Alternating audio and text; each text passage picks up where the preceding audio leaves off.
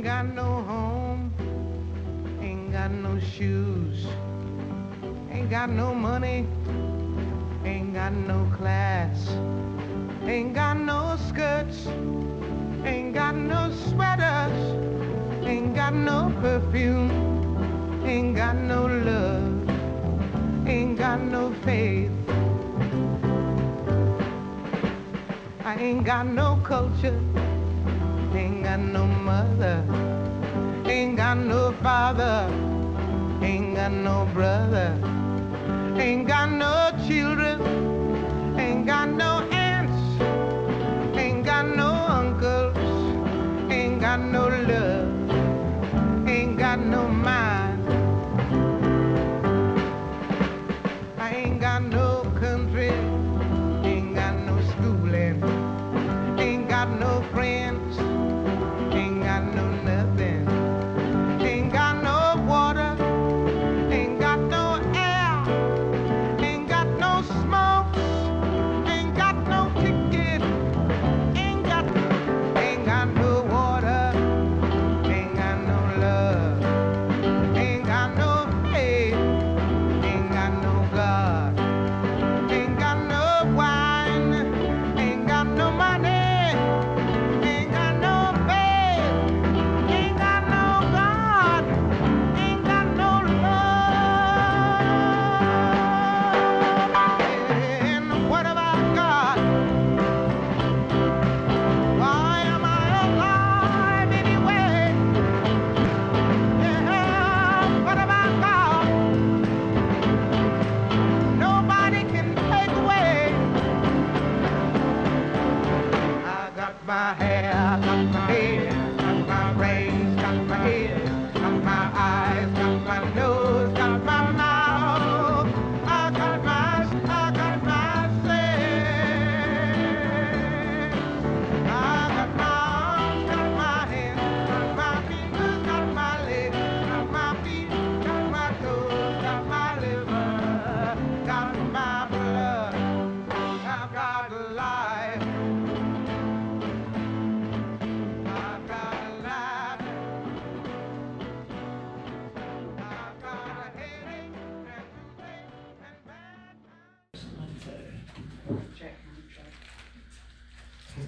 So we're going to go over Uncle Esau Identified Part 2, and we're just going to run down a review of what we learned in Part 1, just to refresh your memory, because if you're like me, you got a million things on your mind, you might not remember what we went over.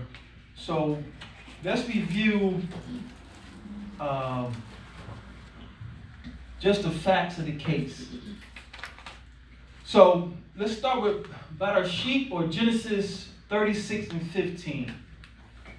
Genesis 36 and 15, about our sheet, 36 and 15. And we can just run through this just as a refresher. Shema, when you have it. Come on. Shema. And just read verse 15 for us when you're ready. All right. These were the dukes of the sons of Esau, the sons of Eliphaz, the firstborn son of Esau, Duke Timon, Duke Omar, Duke Zepho, Duke Kenaz. So we get here in the book, some strange reason, Esau's descendants, his sons and grandsons, became labeled as dukes. And strangely enough, the ancient history of Europe, their leaders and heads became known as dukes. And let me jump ahead real quick. And y'all remember these images that we got right offline of Google Images and Wikipedia? This young brother to my far left is Duke Alessandro. And you can tell, even though they probably made efforts to lighten him up, this brother is little JJ. He has to lighten him up. This brother is little JJ. He has an afro. He's a Negroid, what the world would call a Negroid. The brother to my closest to me here, the darker brother, he is actually Giovanni Moro. And we brought out that anytime you have any kind of version of Moro, is pointing to a Moor. The ancients called them Moors, which mean dark or black. And he was actually an emperor, right? Does it say that? This brother is governor, and he was appointed by Pope Innocent IV. And he served in Sicily under an emperor named Frederick. So this is before this racial skin color hatred developed. Ancient Rome all looked like this. There's an example of a duke. Here's a governor appointed by emperors. I don't know too many people who realize this, but ancient Rome was dark nation. So let's go back. And again, we're going to dig into Jasher. 2 references in Jasher before we take off. Jasher 61, and then we'll do Jasher 90. Jasher 61, and then Jasher 90, and I'll put it on the screen for the mystery car.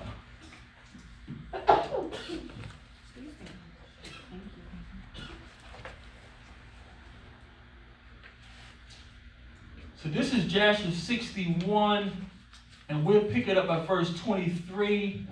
Can you see that? Where you at? Yeah, I can see it. Okay, this is Jasher chapter 61 and verse 20. You can read. Sorry, I got the book. Yeah, I can read it. All right, read. And at the revolution of the year, the troops of Africa continued coming to the land of Chittim to plunder as usual.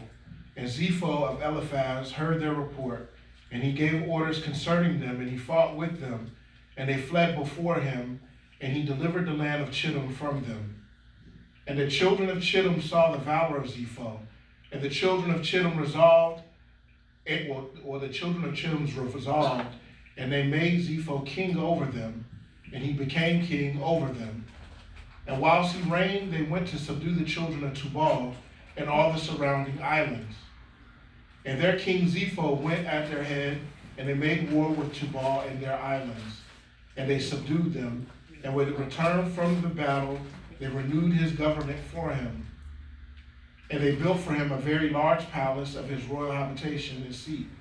And they made a large throne for him. And Zepho reigned over the whole land of Chittim and over the whole land of Italia 50 years. Zepho, the son of Esau, reigned over Chittim. We're going to show you some images in a little bit. He reigned over Chittim. He reigned over Tubal and all the surrounding areas. And he reigned over Italia, which we now know as Italy. Esau and Jacob are twin brothers. Josephus brought out, and Josephus is a Levite, which means we can trust Josephus because the Levites had access to Hebrew writings that the layman didn't have access to. Josephus brought out that the twins were alike in every way, except Esau was a rough man and Jacob was a smooth man.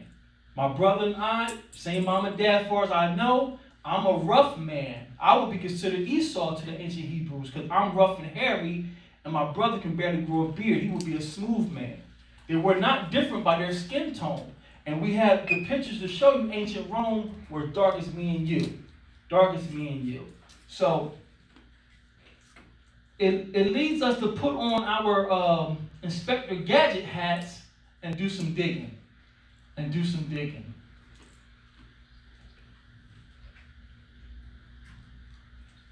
going to keep defaulting back to the beginning.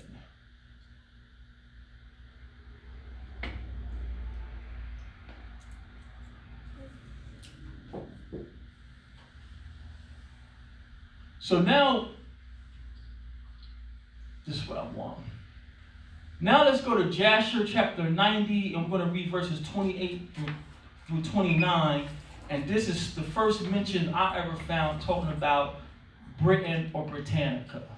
So let me get that on the screen, and we'll read that reference. And then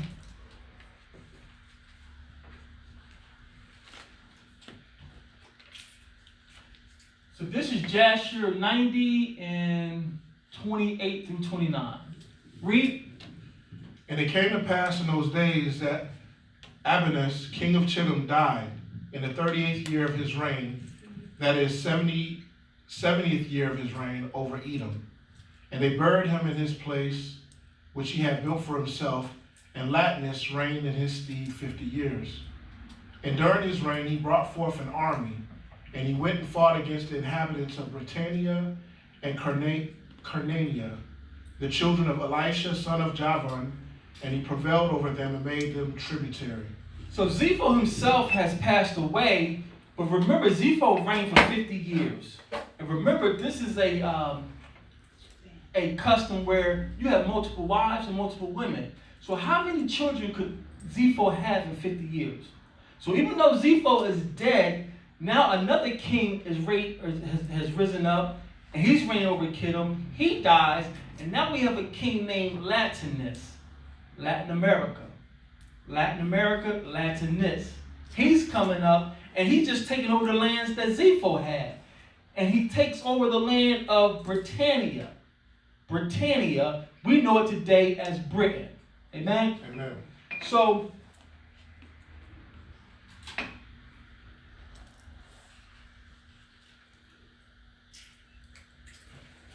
just want to keep the falling back to the beginning. And it's funny, not funny. I don't want to put everything on the Most High.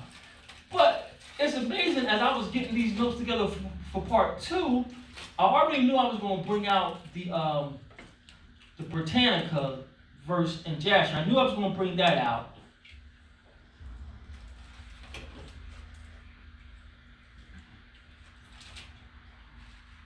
Lost my space.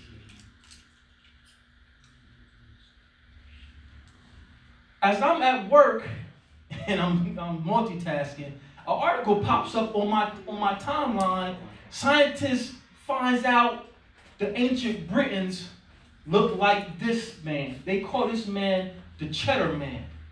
This is what they're saying the ancient Britons look like.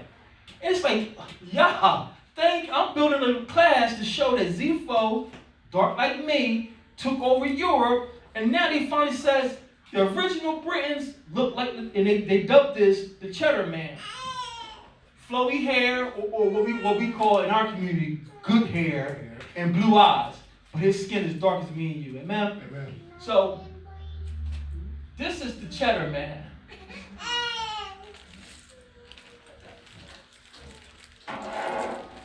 And you can pull the article up yourself. This article is, this is, the link I use is, I think Daily Mail has an article. So if you Google Cheddar Man or Ancient Britons, all the artists is going to pop up. So it's like being a Berean, putting the clues together. Zepho in his line takes over Britannia or Britain, and now these scientists reconstruct the ancient Brits, and they come up with this. Right. You see how some things we won't be able to say for exactly, but using common sense and the resources we have to research, it all makes sense. And then the big joker is the Ruach inside of you. That's right. Yeah, that's the Ruach were verified. That's the truth. So this is what the ancient Brits look like, and just to give you an image of the Mediterranean, I'm gonna have some more images later, but this is right here. You see, this is the Mediterranean Sea. Our land, Israel, is right here. Northern Israel and then the southern Israel, Judah, we were dispersed all throughout northern Africa, the bottom of the Athens, Greece. All our ancestors were taken on all these lands. Here is Italy and Tubal. This one doesn't have Tubal on it. Just to give you a reference where. So this is a better one I found. This is a more ancient map of the Mediterranean Sea. So remember Zepho, we had Zepho in captivity because he tried to come out when we was burying Jacob or Israel. So when Zepho ran from us, he left, where's Egypt? So Zepho broke away from us in Egypt because we had him as our servant or slave, and he escaped. He probably went up this way traveling, living off these people. Then he breaks away. Now it's called Cyprus, but the ancient time, this is Kittim. This is Kittim. And then Zepho manages to make a pact with the king of Africa, but Zepho winds up taking Italy. Zepho goes way over here. Here's Sicily. He takes Italy and you see Tubal? My eye. Well, Tubal would be up in this area. I got one map that shows you where Tubal at. It's on that next one. The next slide. No, you had it. Oh yeah, maybe it was on this slide. The table of nations. Yeah. So let's go back to the slide.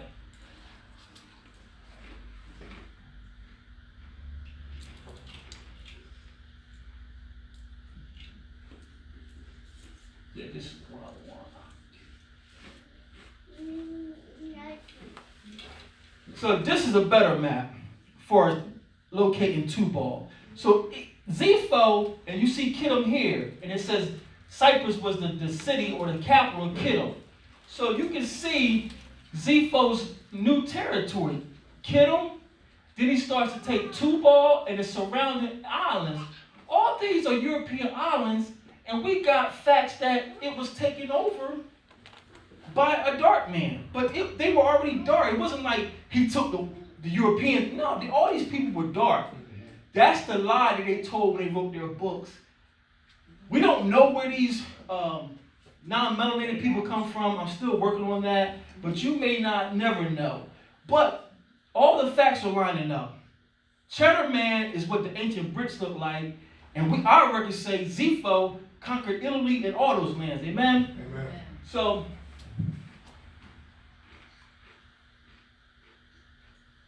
is that all we needed from there?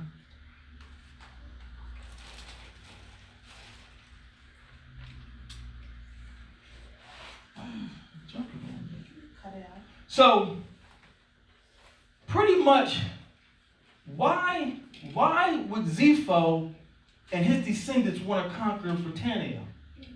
Why would they go to these lands? Because when you do the research, we're going to go over, Esau never forgot what we did to him. He kept telling his generations, my brother stole my inheritance. Your uncle is a crook. So all his sons grew up knowing Jacob and you Israelites got our daddy's stuff. Unlike me and you, our dads barely talked to us because they was working. When it wasn't working, I'm getting a cold beer, I need some relax. But the ancients kept telling the generations, don't forget what Jacob did to you. So Zepho goes to Britannia looking for Jacob. And what you got here, this is every country that Britain, aka Rome, invaded. And you can Google this article. Britain has invaded every country in the world except 22 countries. So, except for 22 countries in the known world, they are somehow descendants of ancient Rome. So, before I pull up this link, let's go to Genesis 27 and 39. Genesis 27 and 39. Because the Most High cannot lie to his children. He cannot lie. So he kept his promise to Esau, and I know he's going to keep his promise to Jacob. Amen? Amen. Genesis 29 and 39. Shema when you have it. Shema. I'm sorry, it's 27 39. Read out. And Isaac his father answered and said unto him, Behold, thy dwelling shall be with the fatness of the earth, and of the dew of heaven from above. 40. And by the sword shalt thou live, and shalt serve thy brother. And it shall come to pass when thou shalt have the dominion, that thou shalt break his yoke from off thy neck. We had a class, Esau breaks the yoke. But this is Esau living off the fat of the earth. And he did it by his sword. Jacob, Israel, we didn't have to go conquer the world because we were promised land from Abraham. Abraham was promised land. We are his descendants. So God didn't tell us to go on expeditions or crusades. We got land. It's called Canaan. So Esau is prophesied, you're going to live off the fat of the earth, and you're going to live by your sword. Britain, aka Rome, conquered every nation under the sun except 22 countries. Now, I passed this out a couple months ago. Everyone should have it except Sister Barbara. Sister Barbara, I think Sister Latoya was absent too. And we're just going to read just one verse from here. Can you turn to Acts chapter 28? Acts chapter 28. Acts chapter 28. You guys should have a copy of this already, but I'm going to put it up online so you can have this for your records. Mom, I don't think you was here either. The rest of you, if you lost your copy, I just printed out what was necessary for this class. I'm missing the first page. I will get you a copy, Mom. And we're going to read, turn to Acts 28. Acts chapter 28. And we'll pick up the last two verses. Shema, when you have it. Shema. Maybe give me a second. I gotta verify what you read, brother. Readings. Okay. Shema, everybody? So we're going to read Acts chapter 28. And can you start us off at verse 30 to 31? And Paul dwelt 2 whole years in his own hired house and received all that came into him, preaching the kingdom of Yahuwah and teaching those things which concern Yeshua HaMashiach with all confidence, no man forbidding him. So the backstory, you can read start Acts 27, and Paul is arrested by his own homeboys. The Jews he used to run with have now turned on him because he has been awakened by Yeshua, and now Paul, who used to persecute the Israelites who believed in Yeshua, the Romans started calling them Christians. We are the first Christians. So I don't have a problem with the term Christian, just as long as you delineate which Christian I am. I'm a Christian who believes in Messiah and the Torah, because that's what my king did. So Paul was once persecuting us. Now his homeboys says, Paul, we're sending you to Rome to be crucified because you're preaching against Moses. So when you get a chance, read the backstory for yourself. So Paul wins his case in Rome, and he stays in Rome for 2 years preaching the kingdom. Now, go back to Acts 27. Go back to Acts 27, and I'm just going to point out a few cities. Acts 27, Shema. Shema. So, my subtitle here, The Prisoners Sail for Italy.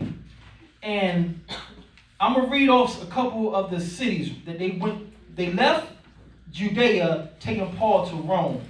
And it says, verse 2, entering into a ship out of Matium, we launched, meaning to sail by the coast of Asia. One Aristarchus, a Macedonian of Thessalonica, being with us. The next day we touched at Zidon. So Zidon, they touched Zidon. Verse 4, go down to verse 4. We sailed under Cyprus, that's Kittim, where Zephyr was at. Go down to verse 5. We sailed over the sea of Sicilia and Pamphylia and came to Myra, a city of Asia. Verse 6. And there the centurion found a ship of Alexandria sailing into Italy. He put us therein. So you finish this on your own, you'll track Paul's journey into Rome. And what I want to point out is they become shipwrecked. At verse 39, they got shipwrecked by a storm. And the people put them up. And I'm skimming here, going off my notes.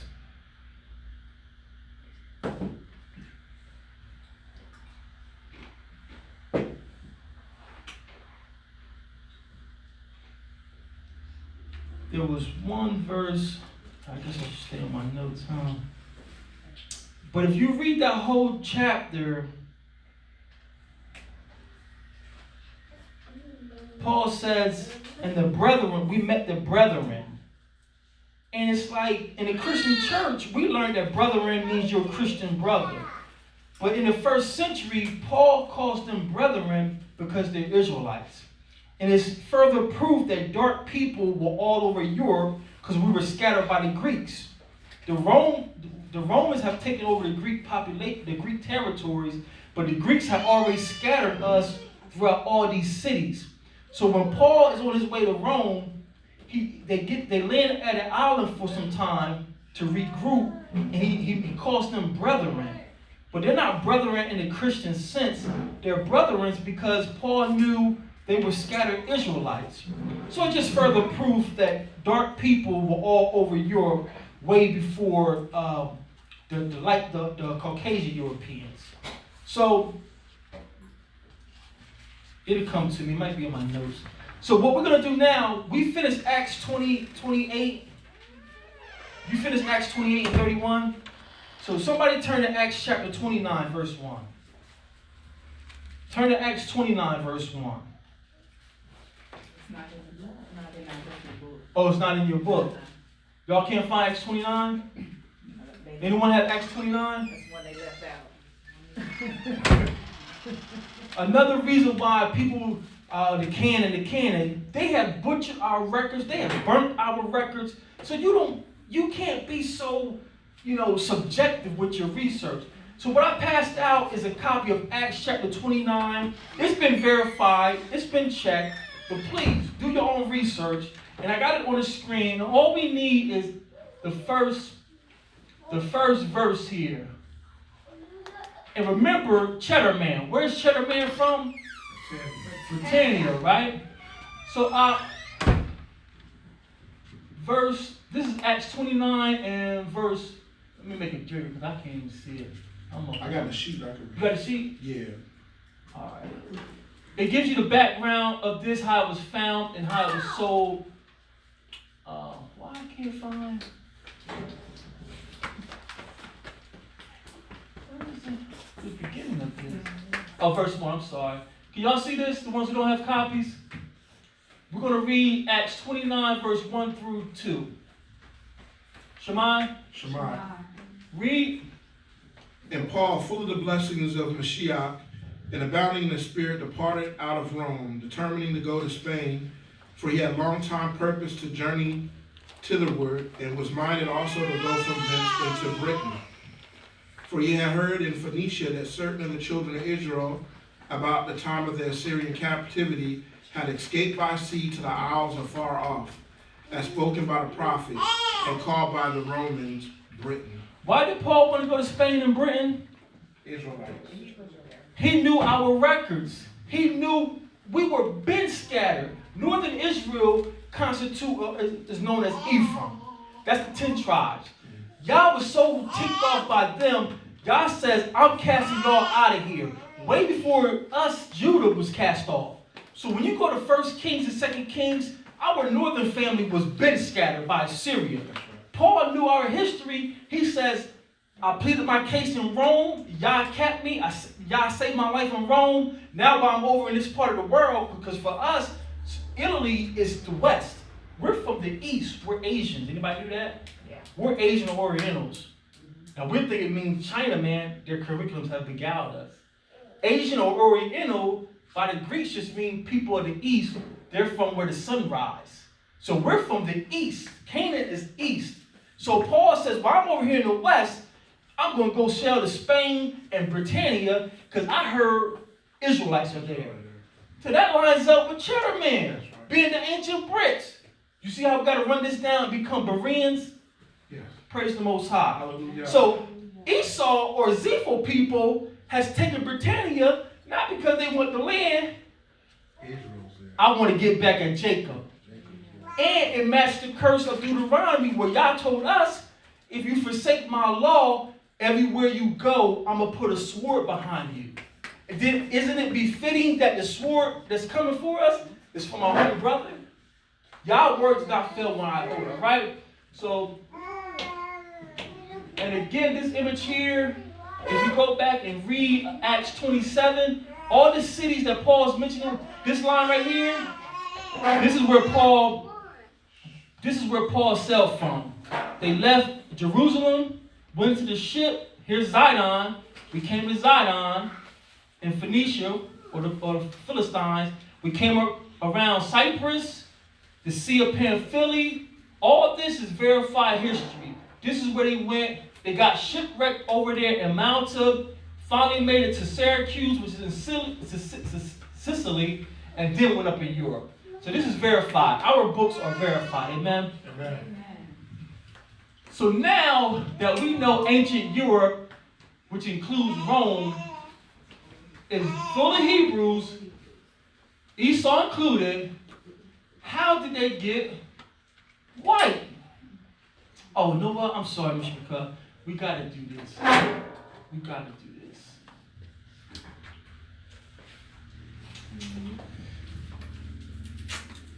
Speaking of cheddar, man. A quick question on that one map you had what talked about where Edom dominated that world map. Mhm. Everything in pink, is that what he dominated? Yep. Okay. Only the white countries was the country that Britain didn't overtake. Okay. Mark on cheddar, man.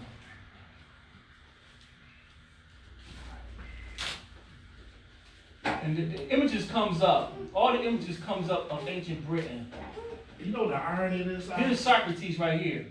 Y'all see Socrates, the so-called Greek? They're Hebrew. They know this. They want to lie about Cleopatra. Why they put, And make her white. White as Which snow. one? the Prince Harry. To show the contrast. To show that these people are lying. These people are not original. Okay. Here's the ancient Britain, and here's the modern who took over. To show the contrast. I know I put it in the folder. I thank the Most High for the person who made the rendition of Cheddar Man at least had integrity. Yeah. When they did Cleopatra, she was Snow White. I mean, when they did the rendition like they did her, it was a white woman. I'm like, so I'm just thankful that he told the truth. When it came to that. I'm looking for it, July 27th. Maybe, yeah. July 27th. You think you're trying to say that? Yeah. You trying to say she Megan?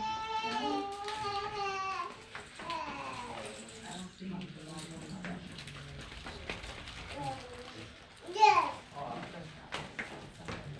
Socrates, a straight line in that statue. I wanted to read excerpts from the actual article about the Cheddar Man.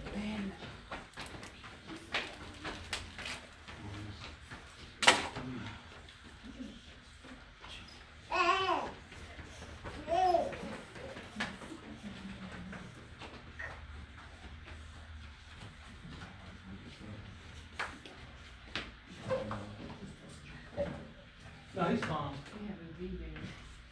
Can you come up? You had better name. Why they call me Cheddar Man? I didn't, the one that has it.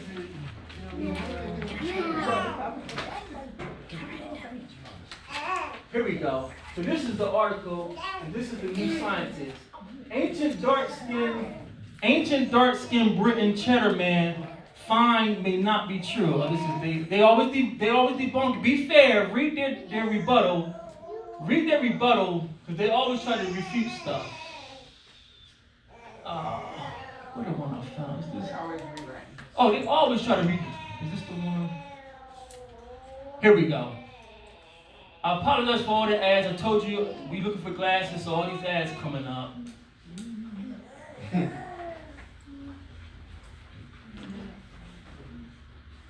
So,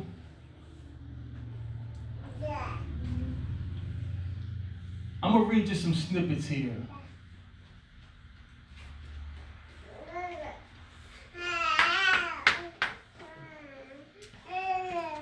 That is not the article.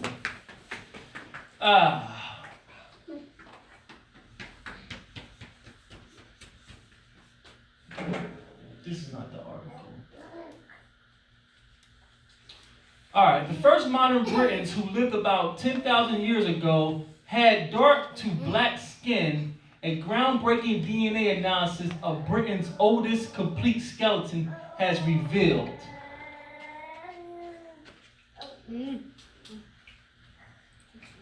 Cheddar Man's origin and appearance, because he lived shortly after the first settlers crossed from continental Europe to Britain at the end of the last ice age. People of white British ancestry alive today are descendants of this population.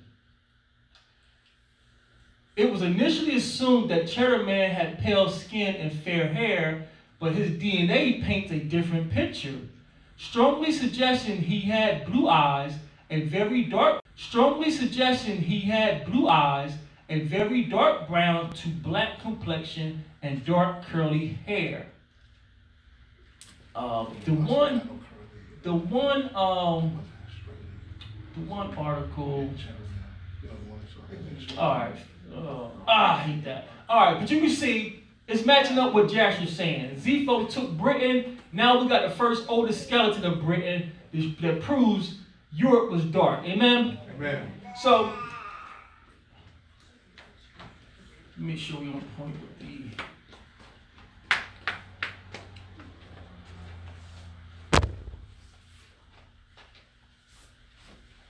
So now we're going to have to pinpoint, how did they turn light skinned? That's the $1 million question. Where did the Caucasians come from? And there's many theories out there, but no one can pinpoint. Okay.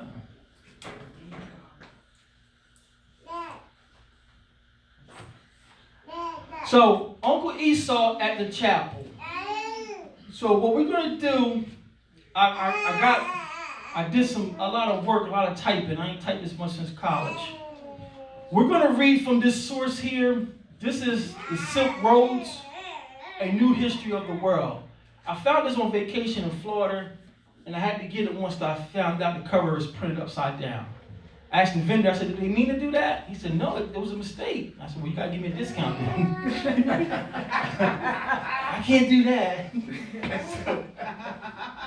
Hustle man. This is page 105. And this is talking about the Khazars.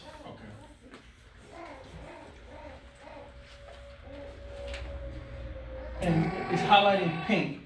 So I got it on the screen, and I was going to read some facts about the Khazars. Uncle Esau at the chapel. Read. The Khazars, as they were known, ruled the steppes north of the Black Sea and became increasingly prominent because of the military resistance they put up during the period of the Great Conquest in the decades following Muhammad's death. So what they're saying is, these Khazars, whoever they are, they became known to the then world after they put up a magnificent resistance. The Muslims are coming up, the Arabs. Muhammad's dead, but his soldiers try to press on north. And these Khazars on top of the Black Sea put a stop to the Arabs. So that got the attention of the then world. Amen? Amen. Who are these Khazars? Read. Their effectiveness against the Muslim armies won them support of the constellation of other tribes who united under their leadership. It also caught the attention of the Roman emperors in Constantinople, who understood that there were mutual benefits to be had from striking an alliance with the dominant force on the steppes. So this writer is saying the Khazars, by stopping the Arabs, got the attention of everybody. Whoa, y'all stopped the Arabs. So it says it also won the attention of the Roman emperors, who says it's going to be a smart thing to make an alliance with these Khazars. What is Esau described as in the book, in the Bible? What kind of hunter? Cunning. Esau ain't no dummy. Esau is very smart, very cunning. What word did you use? Shady. Shady. Esau is very shady. He's crafty. So Esau see these Khazars to stop the Arabs. Roman emperor says we need them too. We got to build an alliance with them. Amen. Everyone's tracking. Amen. You want to read that last verse? Oh, this So is that's how just the smart you source. are. Okay. So this is an ancient map of Khazarian. So you mentioned the Black Sea. Here's the Caspian Sea, and here's the Black Sea here. Can you see the Holy Roman Empire? The Holy Roman Empire, this is where Constantinople is at. World history is so important to our culture. So Rome became so big, Rome had to divide their empire. The Eastern Roman Empire became known as Byzantine. When you hear Byzantine in history, this is New Rome. And this is where Constantinople is set up. This is Old Rome. Then Rome became so big that they had to set up a headquarters here to keep this side of the world in check. Everyone's following? So the Holy Roman Empire was constantly being under attack, but they had a little stronger base. Constantinople, or New Rome, needed help because we were over here by ourselves, and we're trying to keep all these provinces that we won in control. So the Byzantines saying, these Khazarian people have stopped the Arabs. We gotta make an alliance with them. We gotta, because if Khazaria didn't stop them, the Muslims would have took over. All this became known as Russia. All this became known as Russia. Georgia, South Georgia, Russia, all this over here is Russia. But Khazaria were the big dogs here. Amen? Amen. The Cunning Hunter. This is the Silk Road, page 106. Drop down to a paragraph. It should be highlighted. So important. So important with the Khazars. Oh, okay, yeah. All right. So important with the Khazars as allies that in the early 8th century. I'm sorry, go ahead. So important with the Khazars as allies that in the early 8th century, 2 marriage alliances were arranged between the ruling houses of Khazaria and Byzantium. So important was this alliance for New Rome or Constantinople survival. 2 marriages were formed between the Khazars and Byzantine. Sister, don't worry about that. I can send you the actual presentation. Anytime you want the presentation, I can send it to you. So Constantinople or New Rome says, we gotta, and you can verify in our Bible, that's how 2 nations would say, to prove I got your back, take my daughter. And he says, you take my son. So now we're blood. Now I can't attack you. That's how it's supposed to work. Yeah. That's how it's supposed to work. Yeah. So we got ancient proof that Khazaria formed marriages with Rome. Everybody tracking? Mm-hmm. Now Rome is verified as dark as me. Amen? Amen. They're just marrying Khazarian. Read. The name normally given to what remained the Roman Empire in this period. From the point of view, Constantinople, Byzantium's capital, imperial marriages with foreigners were rare. Whoa. It's saying in Byzantine and Rome, marrying foreigners were rare. Like Israel, we only marry Israelites. Even in Rome, it's like we don't mess, they called us dogs. We calling them dogs, and Rome like, nah, you Israelites are dogs. Y'all worshiping invisible things, and y'all ain't got no idols in your temple. Y'all are strange. So Rome really kept them, even though they conquered the world, they didn't marry outside their people. It says it's rare. Read. Alliances with steppe nomads were all but unprecedented. The development is clear indication of how important the Khazars have become in Byzantine diplomatic and military thinking at the time, when pressure on the empire's eastern frontier in Asia Minor from the Muslims was acute. So he's saying, even Imperial Rome didn't marry outside their people, but while the Muslim persecution has subsided, and we got some chance to breathe, let's arm ourselves and let's strengthen our kingdom by marrying the big dog. Everyone's tracking? Yeah. The rewards and prestige given to the Khazar leader, the Khagan, had a significant impact on Khazar society, strengthening the position of the supreme ruler. Or maybe I went too far. No, that's all we needed. Okay. So, here we go with technology.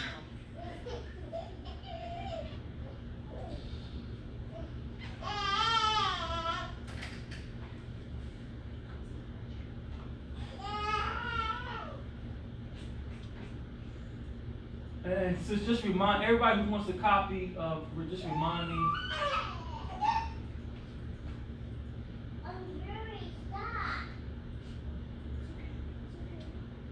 And of course, I didn't mention it, but we saw this picture. This is the most famous Roman ever known. And y'all, we saw before, strangely, everything's intact but his nose, right? This is the black Caesar Cleopatra had made for her lover.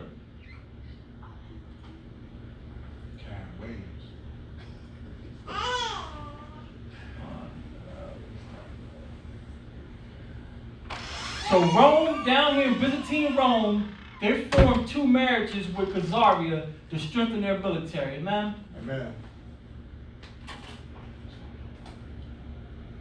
Okay, while we was there, let's go to page 106, and you'll see a paragraph that the Khazars themselves did not adopt Islam. Page 106. It was I typed it. You want to read it? Yes, sir. Okay. The Khazars themselves did not adopt Islam, but they did take on a new religious beliefs. In the middle of the 9th century, they decided to become Jewish. Whoa. So they didn't adopt Islam. The middle of the 9th century, which is the 1000 or something, they became Jewish. Khazaria became Jewish in the 10th century. Khazaria married Rome. Page 107, find a paragraph out that says, remarkably, a copy of the Kagan's reply.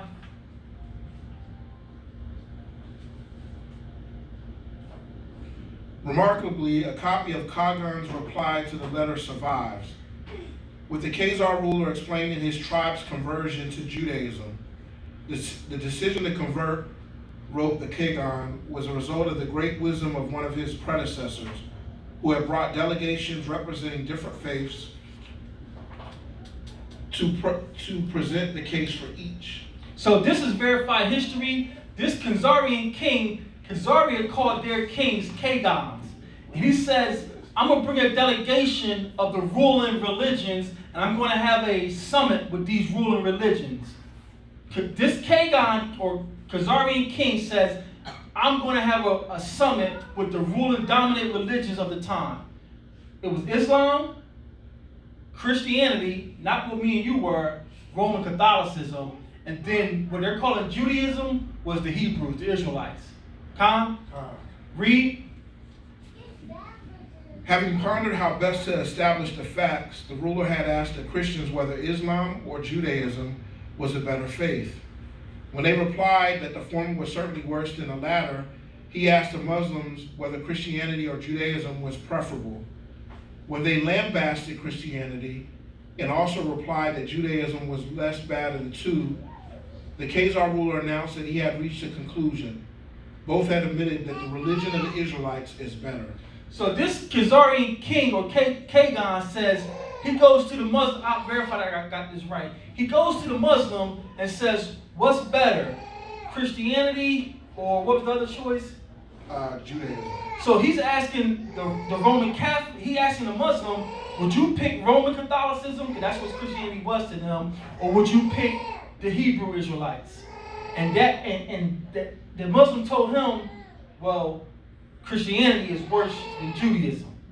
So now he says, okay, thank you. Now he goes to a Christian, a Roman Catholic, right? What was the second one he went to? When they lambasted Christians, they also replied that Judaism was less bad than the two. That's when they really reached a conclusion. So he went, after he talked to the Muslim, he goes to a Christian and asks this Christian, which is worse, Islam or Judaism, right? No, he didn't ask the Christian in this. Well, which one he asked? He asked a Muslim, and when the Muslim put down Christianity and said that Judaism was better, then he announced that they went to the religion of the Israelites is better. But what two groups did he ask? The first one he went to was a Muslim. Okay, let me see. Having pondered how to best establish a faction, who had asked the Christians whether Islam or Judaism was better faith, when they replied that the former was certainly worse than the latter.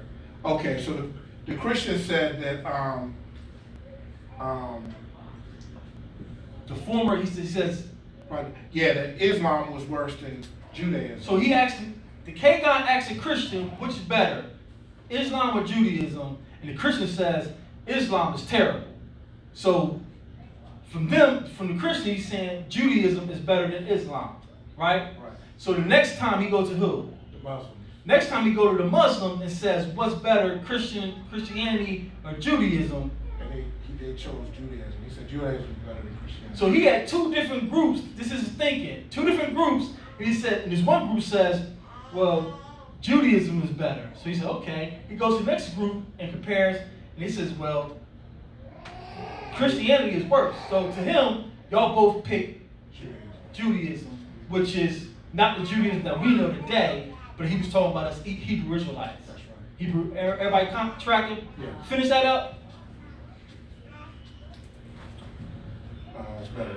He declared, so trusting in the mercies of God and the power of the Almighty, I choose a religion of Israel.